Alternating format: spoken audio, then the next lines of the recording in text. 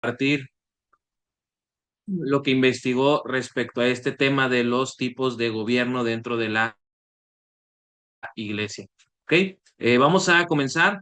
Está aquí para la pantalla esta presentación que era la que estuvimos estudiando juntos la semana pasada para entrar un poquito en el contexto. Hablábamos de los oficiales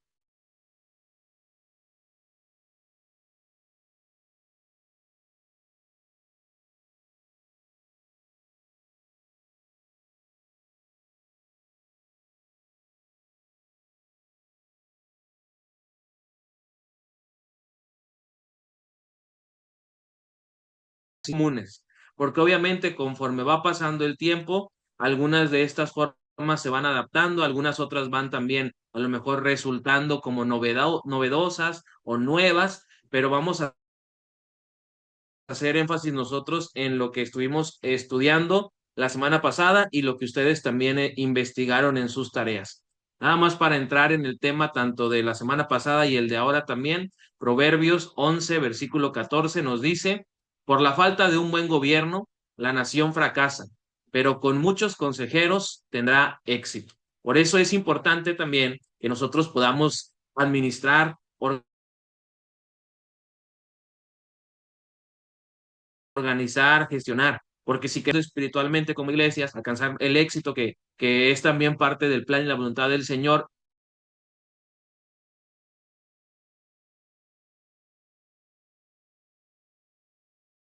en el ministerio capacidad, sino que también tengan madurez espiritual, porque eso va a evidenciar que hay un buen gobierno, porque hay gente que teme al Señor. Solo para puntualizar y recordar, la iglesia, hermanos, no tiene necesidad de un mal liderazgo. En la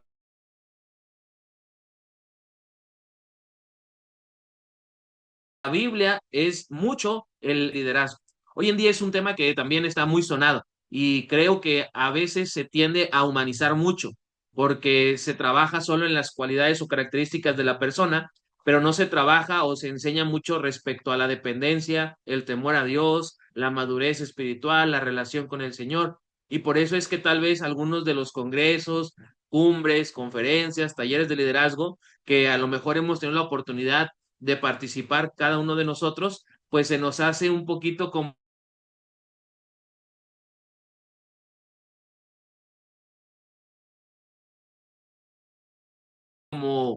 humanista la cosa, principios, y en lo práctico tal vez no tienen un liderazgo como lo enseña la palabra, no tienen el gobierno como lo enseña la escritura, o también no hay personas que se hagan cargo, o sea, no hay oficiales como lo podríamos decir bíblicamente, y por eso es que la iglesia pues no crece, la iglesia no avanza, la iglesia no prospera, la iglesia no fructifica, porque hace falta un gobierno y un gobierno acompañado de un buen liderazgo.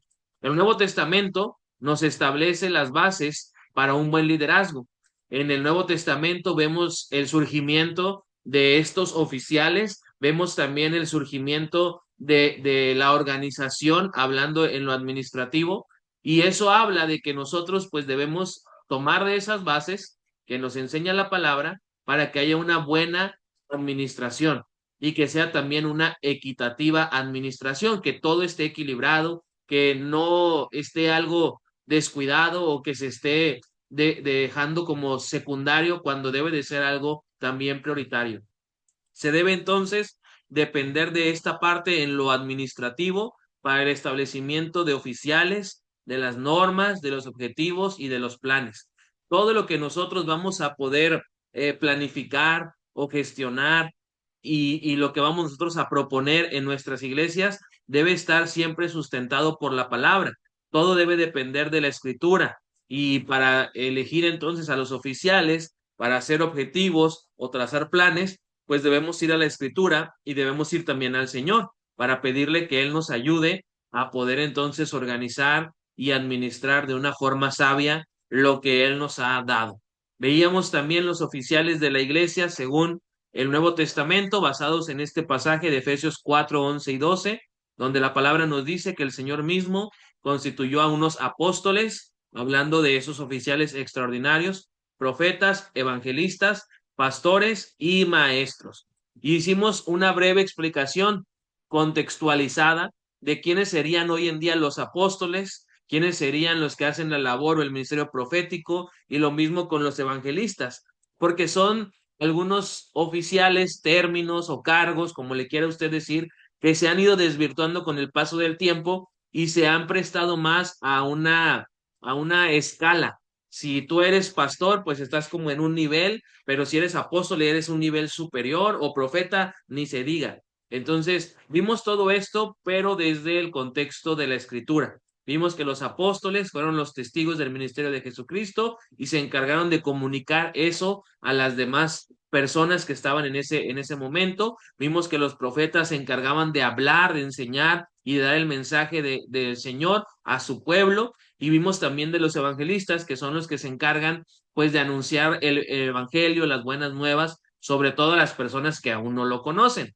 Y hicimos también esa diferencia entre los oficiales extraordinarios y los ordinarios. En este caso, los ordinarios pues serían los pastores y los maestros. Y yo les hablaba respecto a este pasaje porque aquí es donde encontramos cuál es el propósito de estos oficiales o cuál es el fin que debe buscar tanto el apóstol, el profeta, el evangelista, el pastor y el maestro. Y está ahí mismo en la escritura: perfeccionar a los santos, o sea, a los hermanos, a los miembros de la iglesia, para la obra del ministerio, y entonces se va a edificar el cuerpo de Cristo, que es la iglesia. Esto es algo importante, hermanos, de entenderlo y de ponerlo en práctica también, porque cada uno de nosotros pues debemos estar con el entendido de que todo lo que hacemos debe de ser para edificación mutua.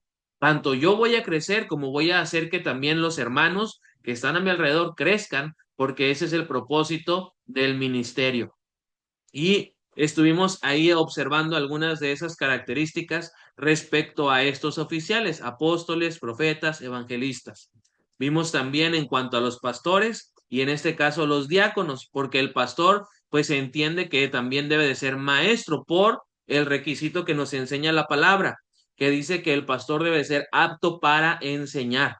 Debe de estar comunicando entonces el aprendizaje que ha recibido en su tiempo con Dios a el resto de la grey. Y el diácono es un servidor, es un ministro que tiene que enfocarse en atender las necesidades prácticas y logísticas. Y cuando el diácono hace su trabajo, su labor, de acuerdo al concepto y al requisito de la palabra, entonces el pastor tiene que estar enfocado en lo que le toca, que es pastorear, que es la enseñanza de la palabra, la oración, porque ese es el ministerio al que Dios también ha llamado a los siervos, a los pastores. Y luego ya nada más terminamos hablando de estos tipos de gobierno de forma así un poquito general y muy resumida. Y vimos los gobiernos episcopales, congregacionales y presbiteriales. Y cada uno de ustedes, en su gran mayoría, ya me envió la tarea, la investigación que hicieron respecto a este tema. Y quisiera yo, pues, comenzar el, el, el cuestionario para ustedes, ¿no? El interrogatorio. ¿Qué aprendieron, hermanos? ¿Qué me pueden decir respecto al gobierno episcopal para empezar en este orden? ¿Qué me pueden decir los hermanos que ya enviaron su tarea, los que investigaron respecto a esto? En qué consiste? ¿Cuál es su característica? ¿En qué grupos o movimientos se ve reflejado este gobierno episcopal? ¿Y cuál es su opinión respecto a este tipo de gobierno? ¿Alguien de ustedes que quiera comenzar? Recuerde que también estamos evaluando la participación, así que anímese a participar. Respecto al gobierno episcopal, ¿qué nos pueden decir? ¿Alguien? Hermano Eric, adelante.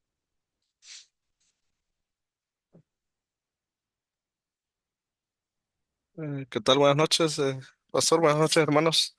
Buenas Bueno, noches. lo que yo pude encontrar que el gobierno episcopal o gobierno por obispos también lo encontré. Eh, Ahí la etimología viene de la palabra supervisor, ¿no? Y es un sistema jerárquico. Es el más antiguo o más tradicional que se conoce. De hecho, en la religión, pues, católica, pues, hay muchas, hay algunas otras, ¿verdad? Es el gobierno es la estructura que tiene. Em, se, el, el gobierno general está determinado en sí por territorios, ¿no? O distritos que algunos les conocen como diócesis, ¿no? Y cada uno es supervisado por un obispo, ¿no? Por ejemplo, el obispo de la Ciudad de México, ¿no? De la, de la catedral, ¿no? Y cada determinado lugar tiene un obispo, ¿no? Como un supervisor. Eh, y hay un patriarca, ¿no? O el papa, ¿no? Como le conocemos. Aunque no, bueno, también lo que recuerdo es la sucesión apostólica, ¿no? Ellos, Ujú. muchos dicen que estas iglesias creen que la autoridad de sus obispos se deriva de una línea directa, ininterrumpida y que se remonta a los apóstoles. Esa es la creencia general, aunque sabemos nosotros en forma histórica lo que es la realidad, ¿no? Y los ejemplos de las iglesias más conocidas que tienen este gobierno es la Iglesia Católica, la Iglesia Ortodoxa Oriental, sabemos que viene de una división, ¿verdad? De la Iglesia Católica, la Iglesia Anglicana también, episcopal, y la Iglesia Metodista Unida, aunque hay algunas variaciones. Es lo que pude encontrar ahí de información, pues. Ok, hermano, muchas gracias. Respecto al segundo, hermanos, tipo de gobierno, el gobierno congregacional, que creo es con el que más estamos familiarizados, la gran mayoría de nosotros. ¿Qué me pueden decir? ¿Qué investigaron o en qué consiste, cómo funciona y cuál es su conclusión respecto a ese tipo de gobierno, el gobierno congregacional? ¿Alguien más que quiera participar?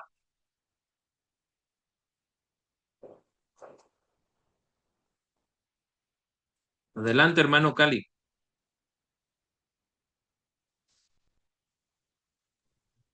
Buenas noches, hermano.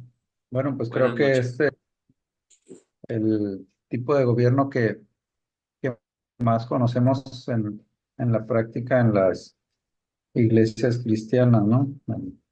La mayoría de nuestras iglesias bautistas se rigen por este tipo de gobierno, el gobierno congregacional, donde pues las decisiones que se toman en la iglesia pues tienen que ver con lo, con pues, digamos, un gobierno democrático, por decirlo de alguna manera.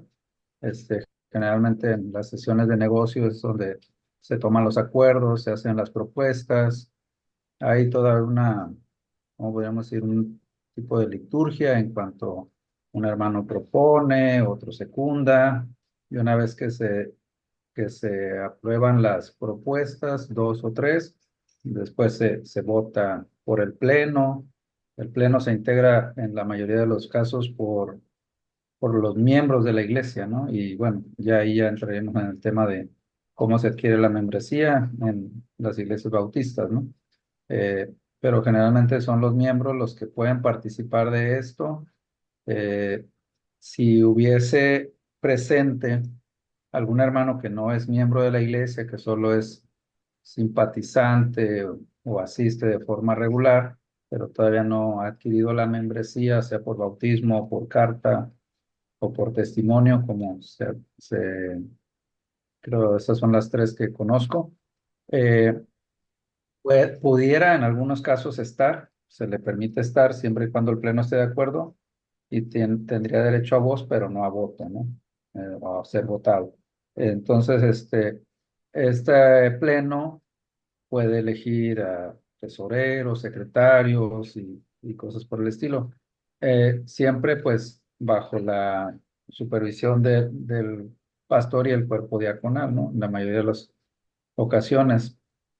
Eh, y bueno, existen variaciones, ¿no? En cada iglesia bautista que muchas de las características es que es autónoma, varía un poco, pero en términos generales todas se rigen bajo este tipo de sistema, ¿no?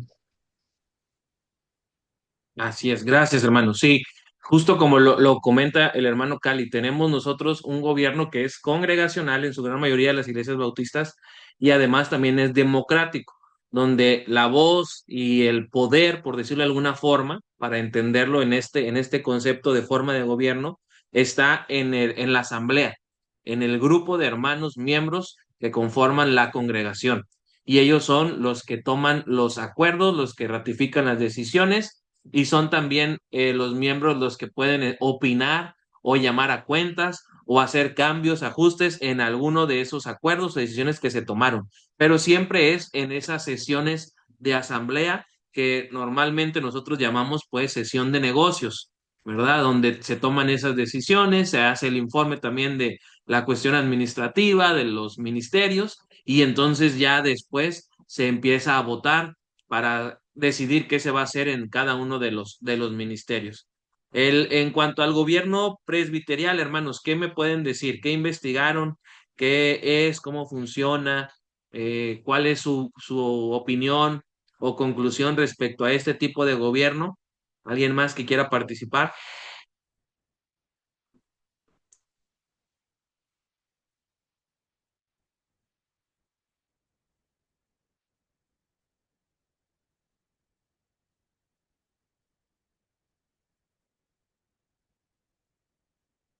Nadie quiere participar con el gobierno presbiterial. Bueno, pues si no, vamos a hacer solo hermano Cali, adelante. Bueno, de lo que encontré, pues aquí en este caso es bueno, que la palabra se origina de presbúteros, que quiere decir anciano, y aquí, a diferencia del primero que mencionamos, el episcopal, Ujú, la autoridad no recae en una sola persona, sino más bien en un grupo de que se les denomina ancianos o presbíteros, y pues ellos tienen como una junta local y también es un poquito jerárquico. Esta junta local responde a una eh, junta superior, igual que son ancianos seleccionados de las diferentes iglesias para hacer esta representación. Pues las iglesias como tal que tienen este tipo de gobierno, pues son las presbiterianas, ¿no? ujú. Sí, en su gran mayoría siempre es los presbiterianos los que tienen el gobierno presbiterial, de ahí también radica el nombre, ¿no? Que ellos tienen como movimiento. Aunque últimamente también hay un grupo de ciertas iglesias bautistas reformadas o también de incluso algunas de las sectas de los adventistas que tienen ese tipo de gobierno, que es una mezcla entre lo episcopal pero tienen en lo práctico un presbiterio, un grupo de consejo, por así decirlo, de personas que son los que toman esos acuerdos, los que hacen las decisiones y nada más rinden la información con el resto de la congregación, pero ellos son los que van tomando las decisiones en este sentido, como dentro de forma de gobierno presbiterial.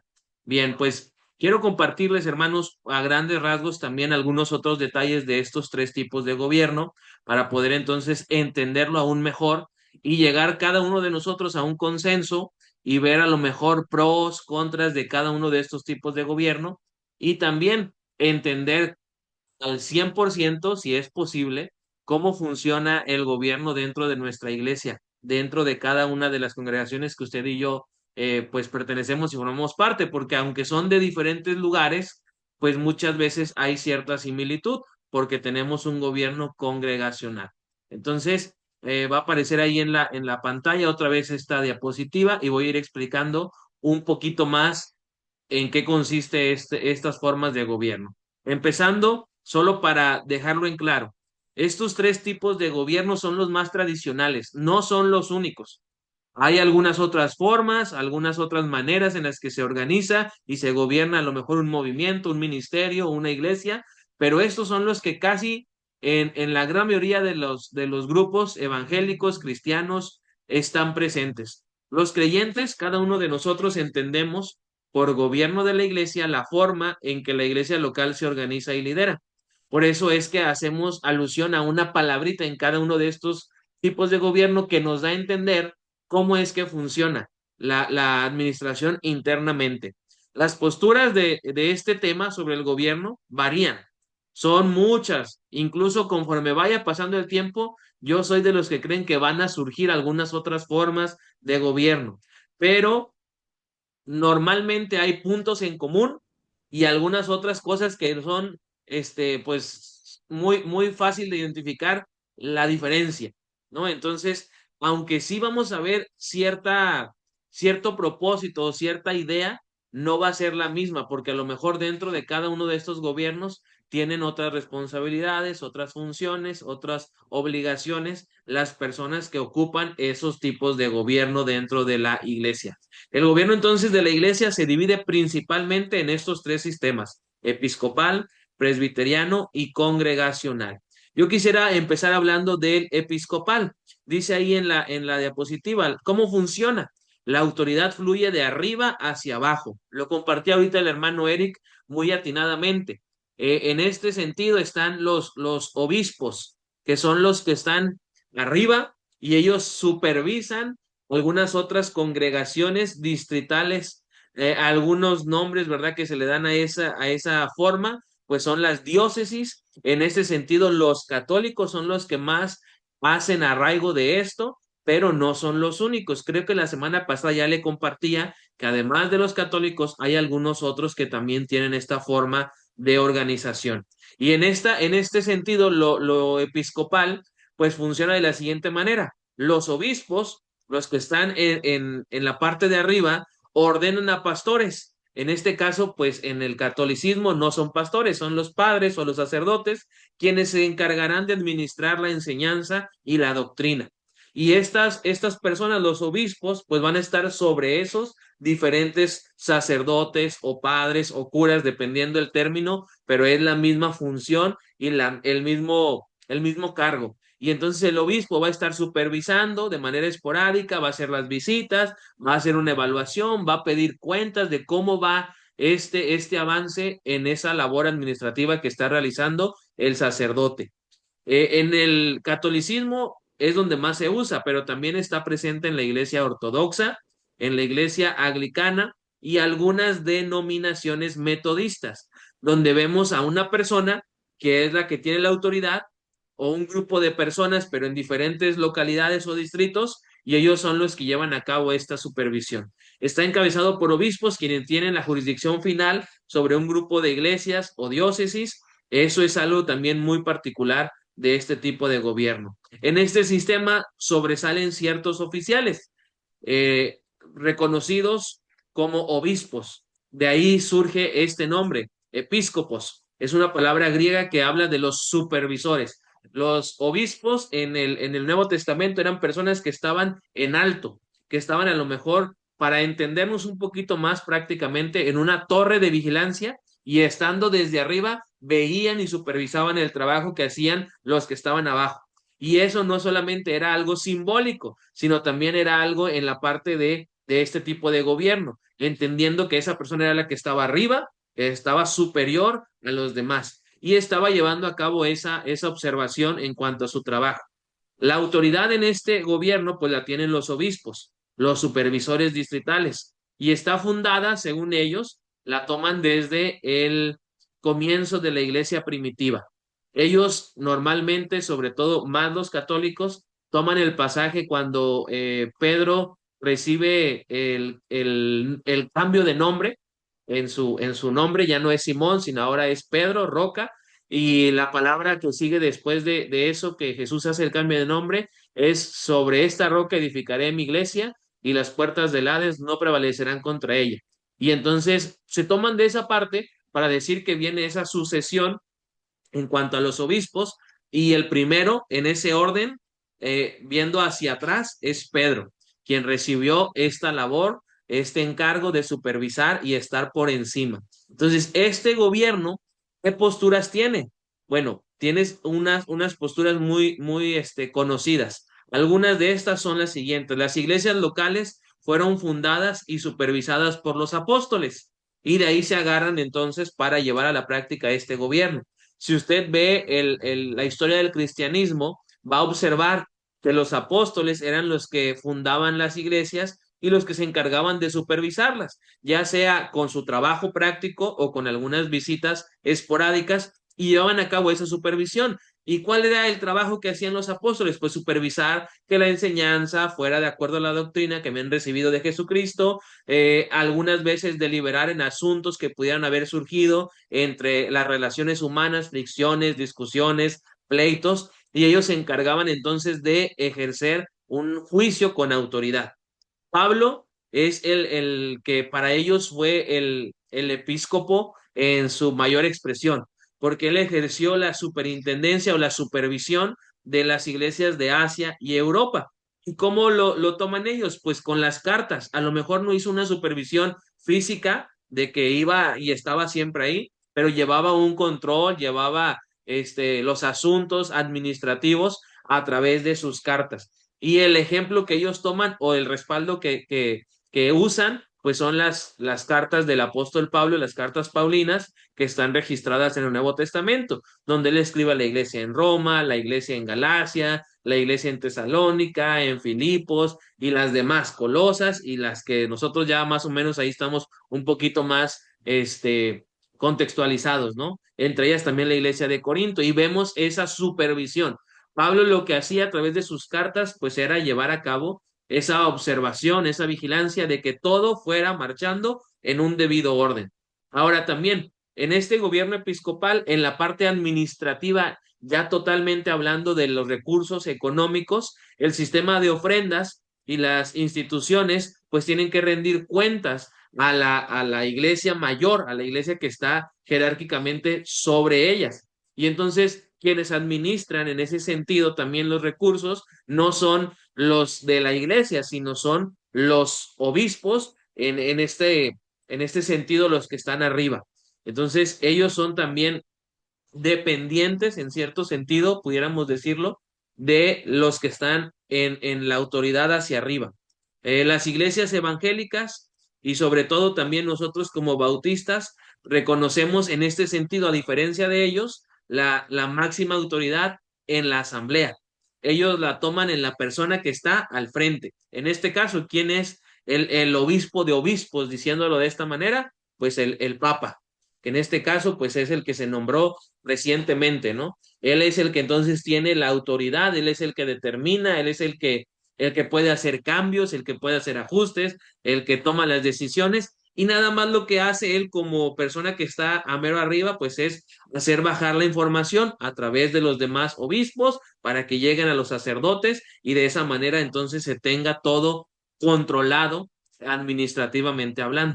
Entonces, ellos tienen estas diferencias en cierto sentido con nosotros por la parte del gobierno congregacional. Entonces, vemos eso, ¿no? De el gobierno episcopal y normalmente lo más común es pensar en la Iglesia Católica. ¿Por qué? Porque pues ahí están los obispos y ese nombre es de donde viene este término episcopal.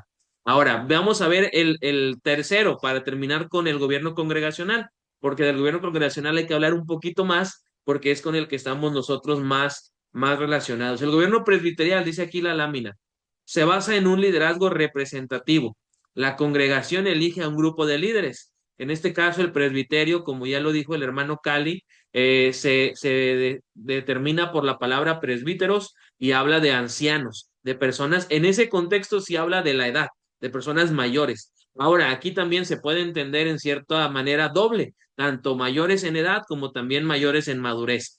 Entonces, se basa en un liderazgo representativo, la congregación, el único momento donde pueden formar parte de la decisión es para nombrar a las personas que van a conformar el presbiterio. Y es un gobierno también donde la congregación elige junto con el pastor a las personas que van a formar entonces parte de ese concilio que habrá de tomar las decisiones dentro de la iglesia local. ¿En dónde se usa este tipo de gobierno? ¿Dónde está más presente? Pues en la iglesia presbiteriana es donde más lo vemos, donde está un grupo de ancianos que pueden estar a lo mejor también ahí los pastores, pero en algunos casos no necesariamente, y ellos son los que llevan a cabo las decisiones como consejo y hacen también la parte administrativa. Eso en las iglesias presbiterianas. También están ahora, como les decía, las iglesias reformadas, que también tienen cierto gobierno presbiterial. A mí me tocó, ahora que estuve en el norte también pastoreando, conocer a una iglesia dentro de la Convención Regional Bautista que tenía cierto tipo de gobierno presbiterial, aunque sí había un pastor y las decisiones las tomaba la congregación, pero había un grupo de ancianos que en esa iglesia, perdón, se encargaban de pastorear las diferentes misiones que había de la congregación. Entonces, ellos llevaban un gobierno híbrido, por decirlo de alguna forma, presbiterial en la parte de oficiales, pero en la parte administrativa y en la forma de gobierno, un gobierno congregacional. Pero hay varias iglesias también reformadas que hoy en día tienen este tipo de gobierno. Algunas de estas iglesias han tenido también mucho crecimiento porque obviamente si hay una persona más que puede estar llevando a cabo las funciones pastorales, administrativas, las funciones de enseñanza, pues entonces obviamente el trabajo se puede dividir, delegar de una mejor manera y entonces se puede enfocar la persona de una manera más profunda en su labor o en su responsabilidad. Hay algunas otras iglesias que también tienen este tipo de gobierno, pues pudieran ser también las asambleas de Dios, que tienen esta parte de manejar en cierto sentido también la organización por distritos o sectores y ellos llevan a cabo también esto a través de un presbiterio. Y les comentaba también, a mí me tocó estudiar aquí en Veracruz en un colegio adventista y varias veces pues me daba el tiempo de platicar con el capellán, con el que era el encargado de enseñar la Biblia en la escuela. Y él me compartió que también cierta parte de la organización en la iglesia de los adventistas se lleva a cabo a través de esto, de un gobierno presbiterial, donde es un grupo de personas los que toman las decisiones de quién va a estar al frente, cuánto tiempo va a estar al frente, qué es lo que va a hacer, y después de cierto tiempo pueden llevar a cabo movimientos también para hacer entonces esa labor administrativa. Eso también lo hacen los adventistas y tienen ese tipo de gobierno presbiterial también en lo interno. Este tipo de gobierno, el presbiterial, difiere del episcopal, del que les hablaba ahorita, y con los congregacionales. ¿Por qué? Porque en el presbiterial los ancianos, el grupo de personas, son los que toman las decisiones, son los que hacen los acuerdos. Ellos forman un consejo en el que van hablando sobre los temas hasta llegar a un punto de tomar una decisión. ¿Qué vamos a hacer en este asunto? ¿Qué vamos a hacer en este otro tema? Y ese gobierno es el que hace estos grupos que les acabo de mencionar, los presbiterianos, los reformados, los adventistas, las asambleas de Dios. Ellos no llevan esos asuntos a la congregación, como lo hacemos a lo mejor las iglesias bautistas, sino que ellos tienen no solamente la autoridad, sino también por la cuestión de la madurez en este sentido, tanto en edad como espiritualmente hablando, tienen la madurez de acuerdo al tipo de gobierno para tomar las decisiones sin consultar al resto de la iglesia. El tipo presbiterial entonces elige ancianos gobernantes, los cuales forman este consejo para gobernar dentro de la iglesia local en la parte administrativa. Cuando hablamos ya de una iglesia presbiteriana en asuntos regionales, pues entonces las iglesias presbiterianas cuentan también con presbiterios y grupos de consejo que son también grupos representativos de la autoridad superior. Entonces los presbiterianos vienen organizados así en consejos, ¿verdad? Tanto en lo particular o local, y luego para arriba también hay un consejo de personas que en esa convención regional, por decirlo de alguna forma, de los presbiterianos, también hay un consejo, en la convención nacional de los presbiterianos hay otro consejo, y ellos son los que van tomando las decisiones, ese grupo de personas. Entonces, ese gobierno presbiterial, pues también tiene cierta cuestión parecida a nosotros, pero no en la parte de la autoridad, sino en la parte administrativa, porque pudiéramos llegar a una conclusión de que dentro de la iglesia bautista puede haber cierto presbiterio con los diáconos, porque los diáconos se reúnen, ¿verdad? De forma esporádica con el pastor y toman acuerdos, toman decisiones, van dirigiendo a lo mejor algunos proyectos o ministerios, pero siempre lo hacen también con el respaldo de la congregación, a diferencia de este gobierno presbiterial. Entonces, eso es en relación a este tipo de gobierno. Y vamos a terminar viendo el gobierno congregacional, que es con el que nosotros estamos, creo, más familiarizados. ¿Cómo funciona este tipo de gobierno? Dice aquí la presentación, la autoridad reside en la membresía de la iglesia local. ¿Qué se debe de entender entonces? Que la congregación en conjunto, los miembros de esa iglesia, toman las decisiones más importantes, como cuáles: la elección de los pastores, la elección de los diáconos, la elección también a lo mejor de líderes o ministros o siervos, dependiendo el nombre con el que se tenga en nuestra iglesia esos diferentes cargos. También la misma iglesia es la que lleva a cabo la aprobación del presupuesto, y todo eso lo hacen operando bajo un esquema autónomo o democrático. ¿Qué quiero decir con esto? Autónomo, que internamente cada iglesia decide cómo se va a administrar. No podemos nosotros, la primera iglesia de Veracruz, influir en la iglesia bautista Peniel de allá de Tuxtepec o en la iglesia bautista Sion, porque cada una de nuestras iglesias, al ser congregacionales, pues son también autónomas. Los que forman parte de la congregación son los que pueden decidir. Entonces, esta también es una característica muy particular de este tipo de gobierno. ¿En qué congregaciones o movimientos se usa este gobierno? Pues podemos entrar nosotros ahí, en los bautistas. También algunos grupos pentecostales o carismáticos tienen ese grupo donde, este tipo de gobierno, perdón, donde el grupo de la congregación es el que toma las decisiones. Y hay algunas otras denominaciones o grupos libres que también llevan a cabo un gobierno congregacional.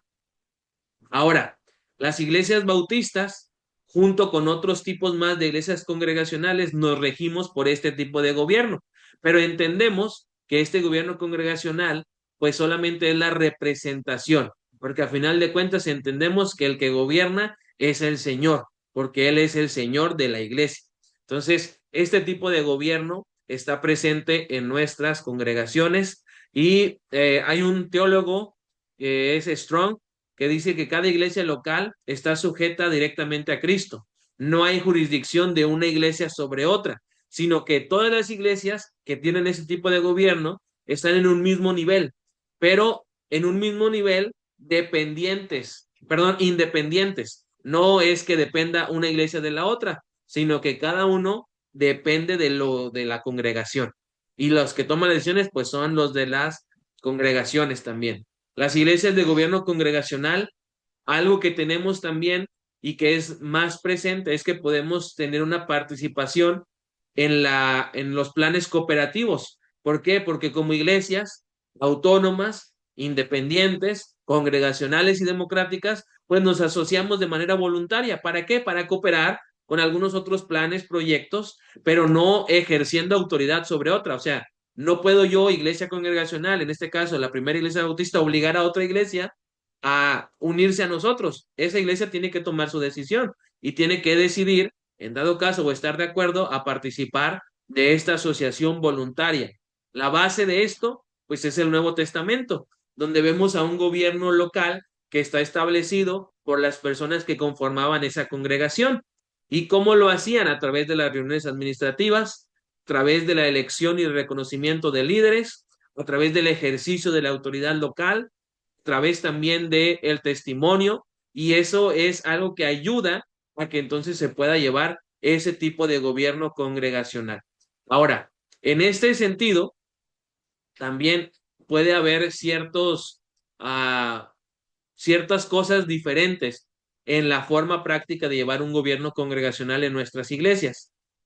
Algunas de estas pueden ser algunas decisiones donde a lo mejor en su iglesia sí participa toda la congregación en ciertas decisiones, pero en algunas otras solamente los hermanos que son líderes, en algunas otras solamente el cuerpo diaconal, en algunas otras a lo mejor el pastor es el que toma la decisión sin consultar al resto de la membresía. Y no por eso se está contraponiendo a este tipo de gobierno, sino que se están ejerciendo el uso de las facultades, de los derechos que tiene cada una de las personas que forman parte de la organización administrativamente hablando. El pastor tiene algunas obligaciones, pero también tiene derechos, por así decirlo, manejarlo. Lo mismo con los diáconos, lo mismo con los líderes y lo mismo con los miembros de la iglesia. Ahora, hay algunas características en común de este gobierno congregacional que tal vez en nuestras iglesias, como somos parte de esta denominación bautista, pues las vamos a poder observar, porque son características comunes de este tipo de gobierno. Lo primero, que es algo muy común de este tipo de gobierno, de estos grupos, como nuestras iglesias que tienen esta forma congregacional de administrarse. Cristo es la cabeza de la iglesia. Jesús es el que tiene la autoridad final sobre toda la iglesia. y tiene también la autoridad sobre las congregaciones locales. Entonces, lo que nosotros intentamos hacer, pues es conocer la voluntad de Dios para entonces poder llevarla a la práctica. Ahora, otra cuestión que tenemos en común, en cada una de nuestras iglesias puede haber a lo mejor, ¿cómo le llaman? Estatutos, puede haber algunos reglamentos, puede haber a lo mejor,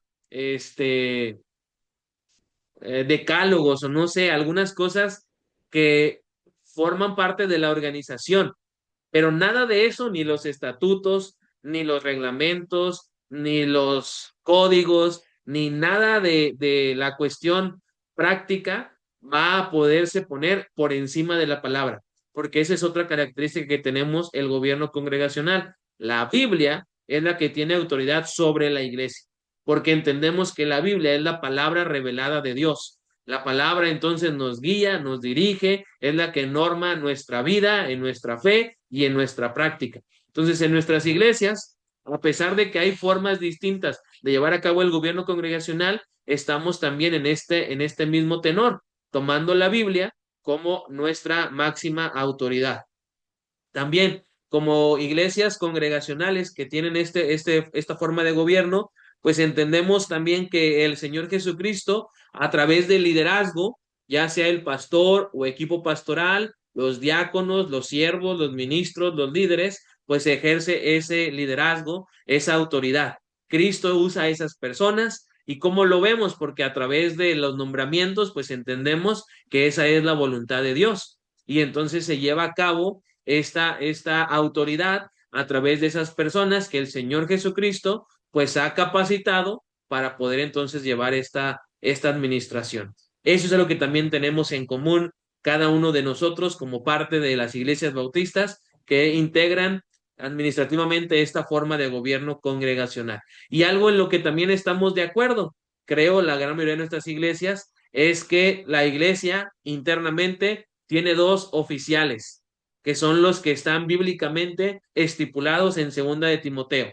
Uno es el pastor o anciano, obispo, el término puede a lo mejor cambiar, pero la responsabilidad y las funciones son pastorales, y el otro es los diáconos, que habla de esta parte práctica del servicio y de la disposición a ayudar, a cooperar, a auxiliar en las labores que se requieran. Entonces, como iglesias también nosotros bautistas congregacionales, pues reconocemos estos dos oficios, ministerialmente hablando, el pastor y los diáconos. El título de pastor, hermanos, denota cuidado y denota también formación con la palabra. Si usted observa en los pasajes que habla sobre los pastores, pues está hablando de personas que son maduras. En ese sentido usan a lo mejor la palabra anciano. No hablan respecto a edad, pero hablan sí de la cuestión de madurez. Hablan también de la parte práctica que debe ejercer liderazgo, como supervisando, llevando a cabo esa labor. Así que vemos este oficial, este cargo respaldado por la palabra. Un pastor entonces es un cristiano, un hombre de carácter sólido que lidera bien a su familia, como lo dice la Escritura, que tiene una buena reputación, que puede enseñar la doctrina, que muestra sabiduría, que actúa con amor, que muestra humildad y que además ejerce sobre su vida dominio propio. Entonces, los pastores son los encargados, de acuerdo a la enseñanza de la palabra, de pastorear y liderar la iglesia, hablando físicamente. Aunque sabemos, como lo vuelvo a mencionar, nunca está de más mencionarlo, que el que manda y el que gobierna en nuestra iglesia es el Señor Jesucristo. Pero físicamente el pastor ejerce esa autoridad y ese liderazgo a través del pastoreo. Se encargan también los pastores de enseñar la palabra. Creo que ese es el ministerio o de las actividades más vistas del pastor, porque son con las que más estamos acostumbrados a ver, que el pastor esté enseñando, predicando, esté preparando, capacitando a través de la enseñanza de la Escritura. Otra actividad o responsabilidad que tiene el pastor también, de acuerdo a la palabra, es oponerse al error. Cuando haya algo que no está bien, corregirlo. Cuando alguien esté actuando de una manera que no, exhortarlo, llamarlo a cuentas, reprenderlo con un espíritu de humildad, mansedumbre, como lo dice la Escritura. También otra labor que tiene a su cargo el pastor es orar por la iglesia, tanto por los planes, los proyectos, las metas, pero también por quienes las integran. por los hermanos, por los líderes, por los diáconos, por los demás ministros, para que entonces se pueda llegar a alcanzar la meta que se tiene como iglesia. Y además, otra actividad que realiza el pastor, que no es nada sencilla, pues es dar un buen testimonio, dar un buen ejemplo. Y eso lo va a hacer ¿cómo? Pues a través de su forma de vivir, de su forma de hablar, de su forma de pensar, de su forma de relacionarse. Entonces, ese es el oficio que dentro de la iglesia, en este sentido congregacional, está presente. Y el otro es el de diácono. Las responsabilidades del diácono principalmente tienen que ver con el servicio en la iglesia. En cuanto a los requisitos, pues yo ya le anticipé la semana pasada, son similares a los de los pastores. Son casi los mismos a excepción de uno, que el diácono no requiere ser apto para enseñar. En el pastor sí, porque se encarga de hacer esta labor. Entonces, es algo que nosotros debemos observar tanto en las personas que están al frente como pastores, que cumplan en la mayoría con estos requisitos y lo mismo también con los diáconos de nuestra iglesia. Ahora, en este tipo de gobierno, las decisiones de la iglesia siempre deben reflejar unidad, siempre deben reflejar también santidad, verdad y amor. Y todas estas decisiones dentro de este tipo de gobierno, pues deben ir buscando o en pro de la misión que tiene la iglesia. ¿Que cuál es la misión de la iglesia? Ir y hacer discípulos a todas las naciones. Entonces, todo lo que tiene que hacerse dentro de la iglesia congregacional, en este caso de nuestras iglesias bautistas, tiene que seguir ese propósito, alcanzar a las personas. ¿Cómo? Con la predicación del evangelio. Entonces, esto es, hermanos, en cuanto a esto de las formas de gobierno que hay en nuestras iglesias, tanto en el gobierno congregacional como a lo mejor en otros grupos, movimientos o ministerios, con los gobiernos presbiterial y el gobierno episcopal.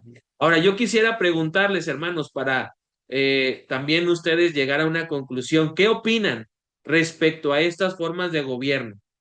¿Cuál es la opinión que tiene de cada uno de estos tres que vimos, que son los que están más presentes? ¿Y cómo ve usted que funciona en su iglesia ese tipo de gobierno congregacional? Entonces, quiero que participen para poder escuchar cuánto usted pudo aprender, tanto al investigar como en la sesión de hoy. ¿Qué opina de estas formas de gobierno? ¿Está de acuerdo? ¿No está de acuerdo? ¿Y cuál es la conclusión a la que llega de acuerdo al gobierno que tenemos en nuestra iglesia?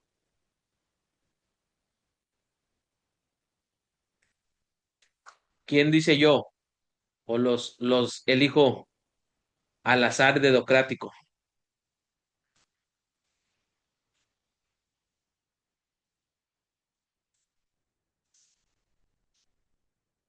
Adelante, hermano Eric. Bueno, hermano, pues yo, en lo personal, ¿verdad? Yo puedo llegar a la conclusión de que el primer gobierno, el episcopal, pues la historia está, ¿no? La historia está para explicar lo que ha ocurrido a través de que recaiga el poder en solo una persona, ¿no? Como eh, líder, se podría decir, de la iglesia general o mundial, se podría decir a nivel mundial. Entonces puede haber un riesgo y ha habido eh, cosas atroces que han ocurrido, como en todos los gobiernos, ¿verdad? Pero es más complicado que el poder sea eh, puesto en una sola persona. El gobierno en este caso, pues, de Previsterio, ¿verdad? Yo pues puedo llegar a la conclusión también de que puede funcionar, puede ser funcional, pero también puede carecer de que la iglesia como cuerpo de Cristo, deje de ser considerada de forma general, ¿no? Entonces, hay hermanos que no están ejerciendo un ministerio, un liderazgo, pero son usados por el Señor. Entonces, de igual forma tienen el Espíritu de Dios y tienen sabiduría para eh, ser de bendición a la iglesia, ¿verdad? Y está el gobierno congregacional. Bueno, yo también puedo llegar a la conclusión que puede, aún la misma iglesia puede, en general, ¿verdad? Puede hacer acuerdos y puede haber fallo, ¿verdad? Pero a final de cuentas, eh, es más complicado, ¿verdad? O en este caso si hay algún error, ¿verdad? De forma general, ¿no? Y eso, por ejemplo, en el gobierno que tenemos nosotros, ¿verdad? Es más local y es independiente aparte. O sea, si hay un error, se comete de forma local, no de forma nacional o mundial, ¿no? Entonces, esas son ciertas eh, ventajas, ¿verdad? Que da el tener este gobierno, ¿verdad? Que obviamente sabemos que todo es progresivo, ha sido progresando conforme va pasando el tiempo y hay muchas cosas que podemos mejorar, ¿no? En términos generales. Eso es lo que puedo aportar. Ok, hermano Eric, pues muchas gracias. Hermano Cali, adelante. Sí, sí, gracias. Bueno, creo que en general vamos a coincidir en que como, como cristianos y como bautistas hemos vivido más esta forma de gobierno congregacional. Eh, Consideramos que desde nuestra perspectiva es pues a lo mejor la mejor, ¿no? Creo que también tendríamos que tener cuidado, porque si bien se decide en conjunto y demás, el riesgo que corremos es que no siempre lo que opina la mayoría pudiera ser lo correcto, ¿no? Vemos en la historia bíblica misma cómo cuando Moisés envía a los espías, la mayoría decían, no podemos. Y la minoría fue la que dijo, no, es que sí podemos porque Dios está con nosotros. Y en esa ocasión, la decisión de la mayoría, pues estuvo equivocado, ¿no? Y también cuando hemos caminado en diferentes lugares, yo por mi trabajo, pues hemos estado en diferentes iglesias, vemos cómo a veces esta forma de gobierno democrático puede en algunos casos eh, tomar decisiones que sí afecten a la iglesia, ¿no? De pronto pues, se forman grupitos y hacen proselitismo tipo político y terminan por dañar a la iglesia, ¿no? Afortunadamente, eh, quisiera pensar que no son muchos casos, pero llega a suceder, ¿no? Quizá ese sería un defecto que pudiéramos tener al tomar este tipo de decisiones o en esta forma de gobierno, ¿no? Eh, en el caso del episcopal, creo que si bien pudiéramos estar de acuerdo que pudiera haber jerarquías, creo que donde no estamos de acuerdo es que se atribuya que esa jerarquía te da no, no tanto de alguien que represente al resto, sino te da autoridad, ¿no? De tomar decisiones por ti mismo. Y lo otro, creo, principalmente en la Iglesia Católica, es el tema de que ellos dicen el Papa, que es la figura mayor o el de mayor autoridad, está en lugar de Dios, ¿no? Y ahí es donde creo que esa parte es la que no pues no estamos de acuerdo, ¿no? Que alguien asuma el rol que solamente le pertenece a Jesús, ¿no? O a Dios mismo. Entonces, de ahí en fuera, a lo mejor pudiéramos estar de acuerdo en que hubiera alguna figura de autoridad que pudiera tomar las decisiones, se entendería que pues es por la sabiduría que tiene, por alguna característica de su liderazgo. Sin embargo, no en este sentido de yo prácticamente soy Dios, ¿no? Que incluso el nombre o el vicario de Dios, ¿no? El que está en lugar de Dios, ahí es donde creo que, pues, la mayoría de los cristianos no vamos a estar de acuerdo, ¿no? Eh, y bueno, en el presbiterio, donde es un grupo de ancianos, un grupo de personas que se entiende, tienen cierta madurez, igual creo que no estaría yo tan en desacuerdo, quizá como todo, ¿no? Tiene sus pros y sus contras. Creo que también se les da cierta, ah, pues más que autoridad, el hecho de somos mejores que el resto, ¿no? Y por eso somos los que decidimos y a lo mejor ahí ya es donde se pierde la idea de que son los que tienen madurez, son los que pueden tomar decisiones sabias. Más bien ya llega un momento en que este poder que se les da, pues puede, como humanos, pues, cuando de pronto tenemos poder, tomar decisiones erróneas, ¿no? Sí, Gracias. totalmente, hermano.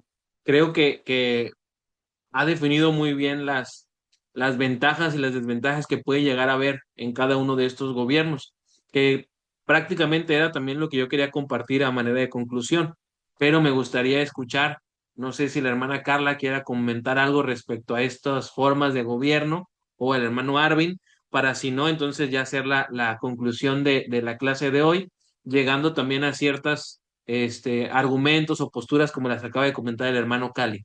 Hermana Carla o hermano Arvin, ¿quieren comentar algo al respecto del tema de hoy?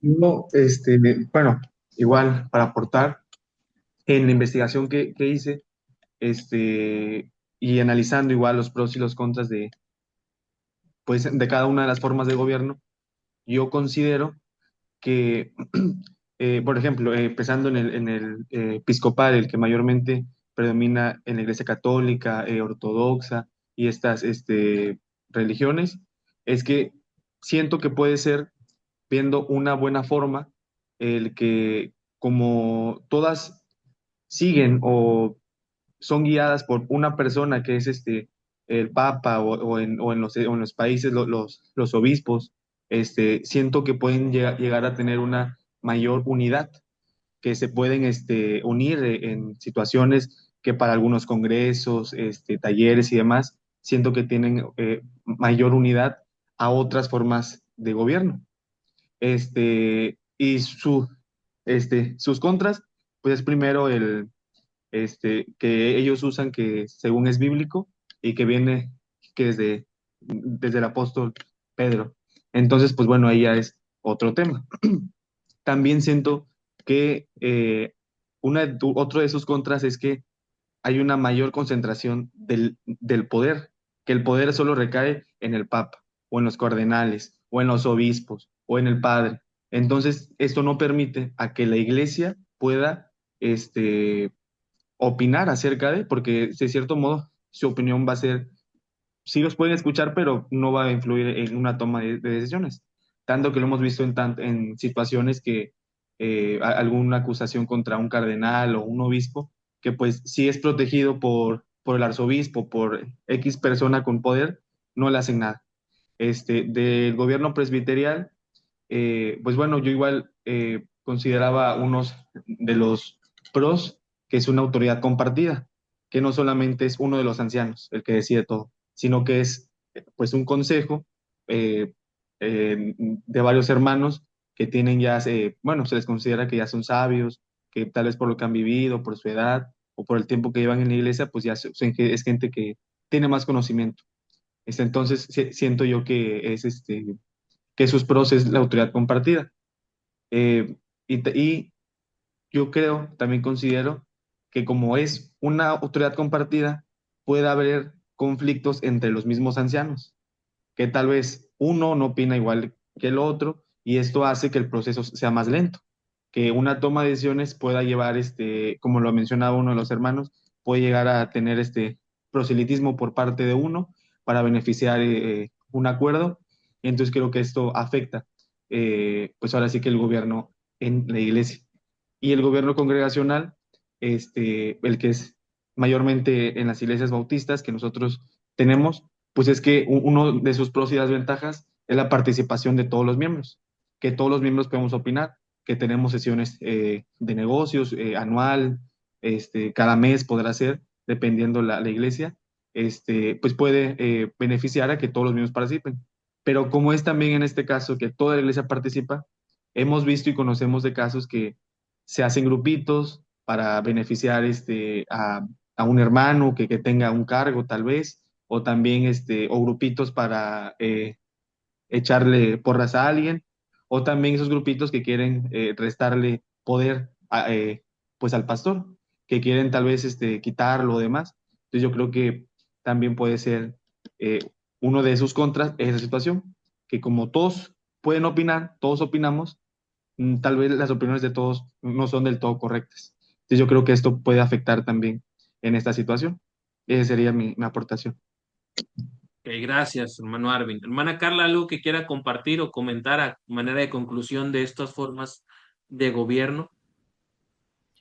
Bueno, hay una pequeña frase que le puse en mi tarea al finalizar y es la que quisiera dar como aportación. Puse, todas estas estructuras reflejan diferentes estilos de liderazgo y pueden ser adaptadas según las necesidades y valores de cada comunidad cristiana.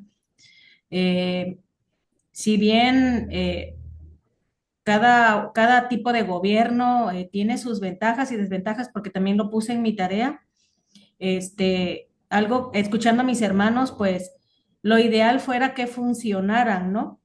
Con el tipo de gobierno como el Señor nos deja en su palabra, pero pues algo que vivimos y sufrimos las iglesias hoy en día es que pues no se llevan a cabo estos tipos de gobierno. O sea, en el caso de vamos a hablar de nuestra iglesia bautista, el gobierno sería el gobierno congregacional y pues aunque a veces se trata de apegarse a la palabra, pues ahorita escuchándolos, pues me doy cuenta que no nada más en una iglesia hay problemas, o sea, en todos hay problemas diferentes, a lo mejor otros están peor, pero hay que estar en oración. A mí, la verdad, este tema me afligió un poco, me afligió y me hizo también, pues, valorar la oración como iglesia para que seamos gobernados principalmente por la palabra.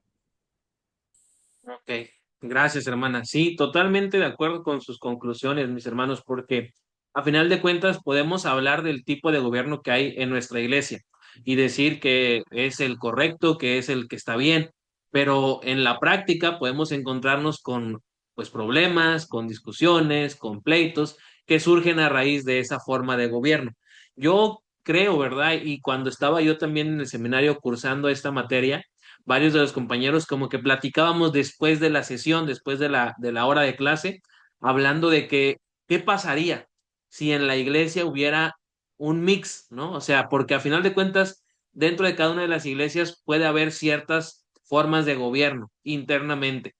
Pero ¿qué pasaría si hubiera una mezcla de lo mejor de cada una de esas formas de gobierno y entonces eso fuera un tipo de gobierno en lo práctico?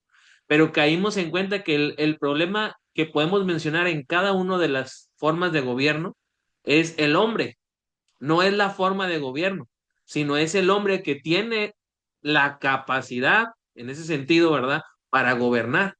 Y como lo dice un refrán, ¿verdad? Si quieres conocer a alguien, pues dale poder y vas a ver entonces qué es realmente lo que hay en su corazón. Vemos, como lo dijo el hermano Cali, y eso es lo que a mí me llama la atención también, porque para cada forma de gobierno, bíblicamente podemos refutarla. Si hablamos de gobierno congregacional, el ejemplo que mencionó el hermano creo que pudiera ser el que más fácilmente nos ayuda a decir que la mayoría no siempre tiene la razón. En cuanto al gobierno presbiterial, podemos hacer una similitud o una comparación en la cuestión de cuando Jesús iba a ser crucificado, los que tomaron la decisión fueron los fariseos, los que estaban en en esa cúpula, ¿no? En ese grupo de consejo, que era el presbiterio, diciéndolo de una manera comparativa. Y en la cuestión episcopal, pues vemos también en la historia de los reyes del pueblo de Israel, que ellos llevaban esa labor, ¿no? Como obispos, como supervisores, y hubo reyes buenos, pero fueron muy pocos, y hubo demasiados reyes malos. Entonces, el problema o el común denominador para que la forma de gobierno no sea funcional es el hombre, porque se ensoberbece, se llena de vanidad, se jacta. La idea aquí sería hacer una retrospectiva, ¿no? O sea, ¿qué ha pasado en la historia de la iglesia? Pero también una introspectiva, o sea, ¿qué hay en mí que impide que yo adapte esa forma de gobierno y saque lo mejor de cada uno de estos tipos de gobierno de los que hemos hablado?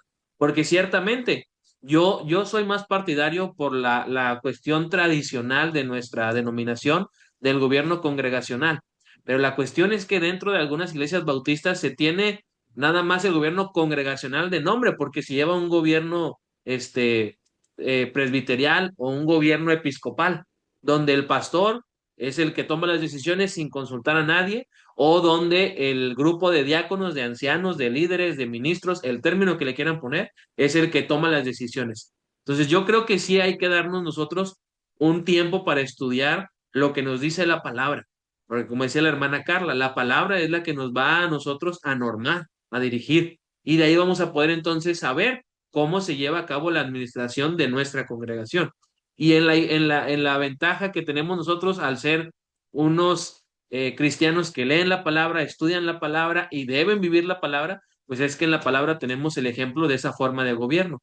Tanto así que el Señor se encargó de dejar explicado cómo va a funcionar su iglesia internamente, cómo debe organizarse en cuanto a los cargos o los puestos, o los roles. Y eso es algo que nosotros debemos conocer.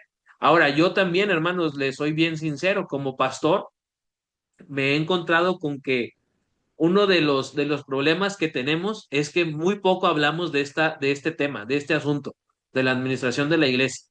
A veces por desconocimiento, a veces porque queremos mantener nosotros solamente el conocimiento sin que lo tenga la otra gente, o sea, queremos ser envidiosos en cierto sentido y no nos convendría, a lo mejor decimos, que la iglesia sepa cómo se administra de acuerdo al consejo bíblico y todas esas cuestiones. Pero realmente una iglesia donde los hermanos, miembros de la congregación, no formen parte de la administración y de la organización, habla muy mal del pastor. ¿Por qué? Porque el pastor es el encargado de enseñar en esa cuestión, pues la forma en la que se organiza la iglesia, la forma en la que funciona, las responsabilidades, las obligaciones, los temas de la administración, tanto de iglesia como en la mayordomía. Entonces, yo quisiera que cada uno de nosotros, pues, pudiéramos hacer esa conclusión y entender, ¿verdad? Que en nuestra iglesia no va a haber un gobierno perfecto, porque para eso tendría que ya venir el Señor y establecer su reino, pero sí podemos nosotros conocer lo que debemos hacer para que entonces podamos, pues, promover y a la vez también producir esta forma de gobierno, que sea un gobierno bíblico, que sea un gobierno que refleje el reino de Dios aquí en la tierra. Entonces, gracias por sus participaciones, gracias también por las tareas que varios de ustedes ya me enviaron, quienes aún no me la envían, todavía hay oportunidad, pero háganlo para poder yo asentar también ahí la actividad y la tarea entregada. ¿Sale? Les quiero dejar ahí unos minutitos para que se puedan estirar los que van a seguir a la otra clase, se puedan despabilar tantito y si Dios quiere, hermanos, nos vamos a ver para no la próxima semana, sino hasta la próxima. Porque si Dios quiere, y les ruego ahí que lleven en sus oraciones a mi familia, a mi esposa, porque probablemente nos programen la cesárea para el próximo viernes. Entonces no vamos a poder estar conectados por esa cuestión. Entonces yo me encargaré de reponer el tema y la sesión en la siguiente clase dentro de 15 días, primeramente Dios. Pero para que tengan ahí el entendido que la próxima semana esta clase no se va a tener. Probablemente el pastor Jaime, el que está exponiendo la clase de homilética, va a tomar la sesión. Aún está por definir si lo va a hacer de corrido o si lo va a hacer en otro día. Pero ahí les voy a estar informando en el grupo cualquier movimiento que se haga en esa materia.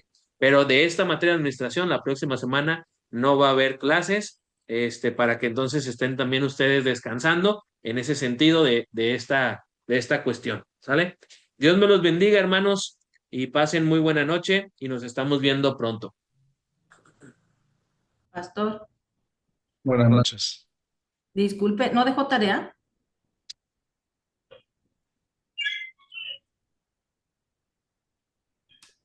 Perdón, no me había dado cuenta que ya tenía el micrófono. En el avance programático ya vienen las tareas, pero para la próxima semana no hay. Según yo, nada más les queda una investigación de los ministerios o la forma en la que está administrada su iglesia, hablando organizacionalmente. Pero ya sería para dentro de 2 o 3 semanas, creo. ¿Sale? Bueno, bendiciones, hermanos. Dios le bendiga. Dios me los bendiga. Dios le bendiga.